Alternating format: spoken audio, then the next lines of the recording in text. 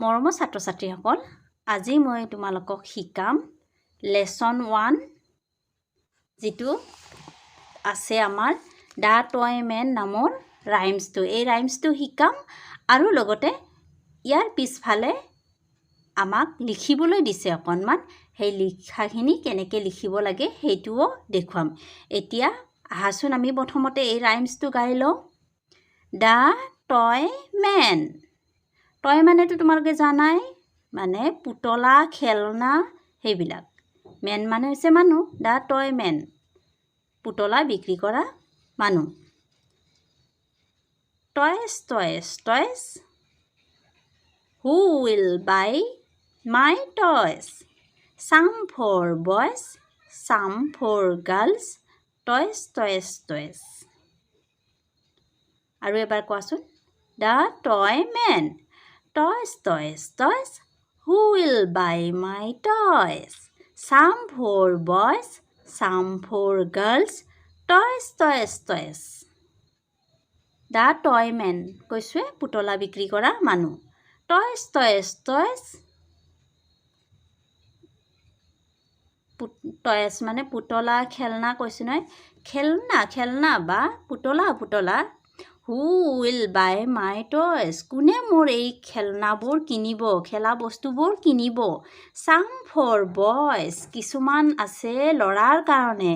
Sum for girls, কিছুমান আছে ছোৱালীৰ কাৰণে।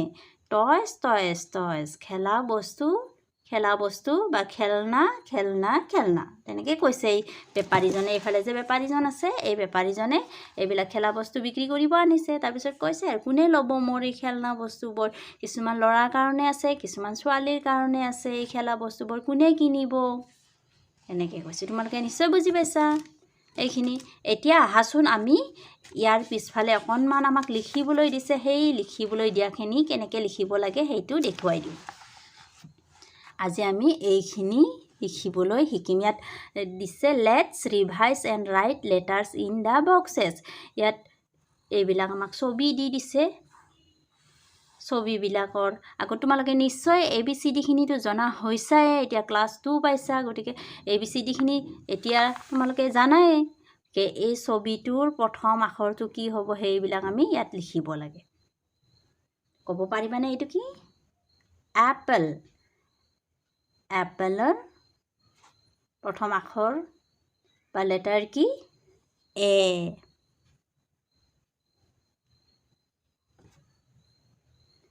এইটো কি? বল। B for ball. এইটো কি? Cat. C for cat. C.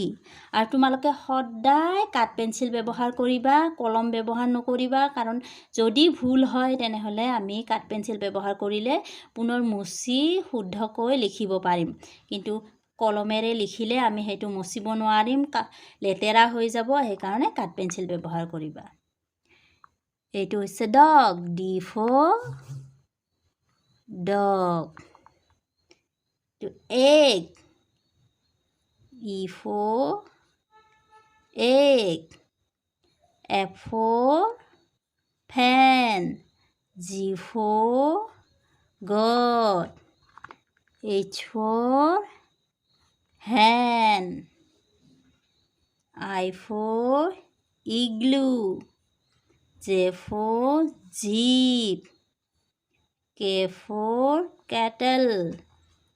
L for lamb.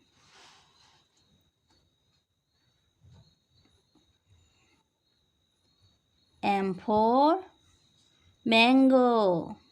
N for nest. O for orange. P for papaya. Q for quill. R for red. S for sled. T for tree. U for umbrella. V for van. W for watch. X for X-ray. Y for yak. Z for zebra. বুজি পাইছা নিশ্চয় তোমালোকে এইখিনি কেনেকৈ কৰিব লাগে। ইয়াৰ অসমীয়া ভাঙনিখিনি মই নিদিলেও আৰু তোমালোকে নিশ্চয় বুজি পোৱাই। এপল মানে আপেল, বল মানে বল, কেট মানে মেকুৰী, হয়নে? গতিকে তোমালোকে এইখিনি লিখিবা, ঘৰত পঢ়িবা।